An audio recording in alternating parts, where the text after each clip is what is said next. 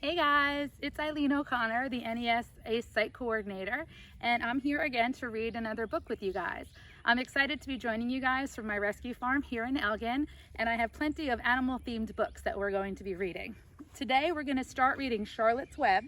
This is a classic by E.B. White, and it's a longer book, so we're going to read one chapter at a time together.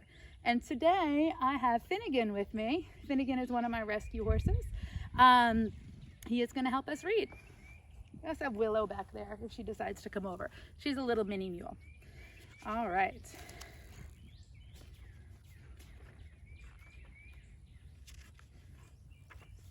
Here we go. Chapter 1, Before Breakfast. "Where's Pa going with the axe?" said Fern to her mother as they were sitting at the table for breakfast. "Out to the hog house," replied Mrs. Arable. "Some pigs were born last night." "I don't see why he needs an axe," continued Fern, who was only 8. "Well," said her mother, "one of the pigs is a runt. It's very small and weak and will never amount to anything, so your father has decided to do away with it." "Do away with it?" shrieked Fern. "Do you mean kill it, just because it's smaller than the others?" Miss Arable put a pitcher of cream on the table. "Don't yell, Fern. Your father is right. The pig would probably die anyway. Would you stop?" Fern pushed a chair out of the way and ran outdoors. The grass was wet and the earth smelled of springtime. "I don't have any cookies for you." Fern's sneakers were sopping wet by the time she caught up with her father. "Please don't kill it," she sobbed. "It's unfair." Mr. Arable stopped walking. "Fern," he said gently, "you will have to learn to control yourself." "What are you doing?" "Control myself," yelled Fern. "This is a matter of life and death, and you talk about controlling myself? You need to control yourself." Tears ran down her cheeks as she took hold of the axe and tried to pull it from her father's hands. "Fern," said Mr. Arable, I know more about raising a litter of pigs than you. A weakling makes trouble. Now run along." "But it's unfair," cried Fern. "The pig couldn't help being born small, could it? What if I had been small when at birth? Would you have killed me?" Mr. Arable smiled. "Certainly not," he said, looking down at his daughter with love. "But this is different. A little girl is one thing, a little runty pig is another."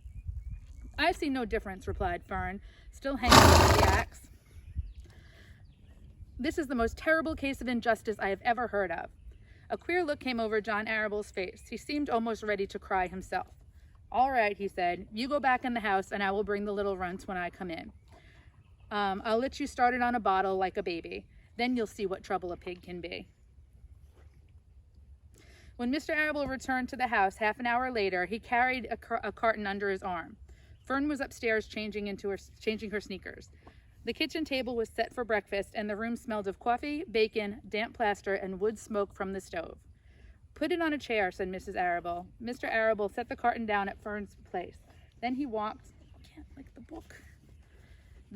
to the sink and washed his hands, and then dried them on the roller towel.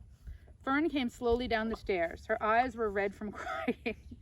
She approached her chair. The carton wobbled, and there was a scratching noise. Fern looked at the father. Then she lifted the lid of the carton. There inside, looking up with her, was the newborn pig. It was the white one. The morning light shone through its ears, turning them pink.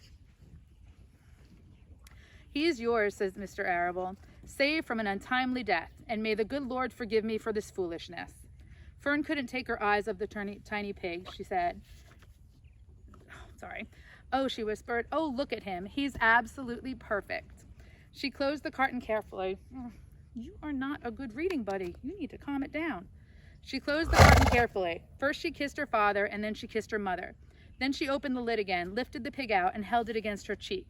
At this moment, her brother Avery came into the room. Avery was 10. He was heavily armed with an air rifle in one hand and a wooden dagger in the other. "Stop."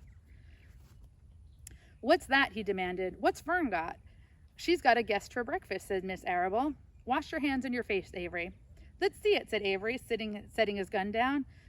"You call that miserable thing a pig? That's a fine specimen of a pig, no bigger than a white rat." "Wash up and eat your breakfast, Avery," said his mother. "The school bus will be along in half an hour." "Can I have a pig too, Pop?" asked Avery. "Nope, I only distribute pigs to early risers," said Mr. Arable.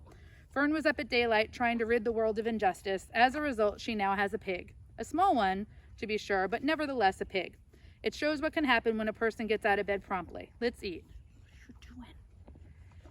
But Fern couldn't eat until her pig had a drink of milk. Miss Arable found a baby's nursing bottle and a rubber nipple. She poured warm milk into the bottle, fitted the nipple over the top, and handed it to Fern.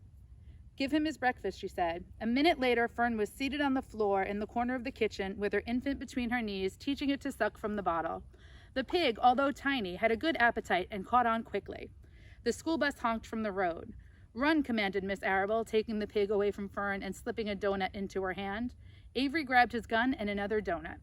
The children ran out to the road and climbed into the bus. Fern took no notice of the others on the bus. She just sat and stared out the window, thinking about what a blissful world it was and how lucky she was to have entire charge of a pig. I know. By the time the bus reached school, Fern had named her pet, selecting the most beautiful name she could think of. "Its name is Wilbur," she whispered to herself. She was still thinking about the pig when the teacher said, "Fern, what is the capital of Pennsylvania?" "Wilbur," replied Fern dreamily. The pupils giggled and Fern blushed. And that is the end of our first chapter of Charlotte's Web.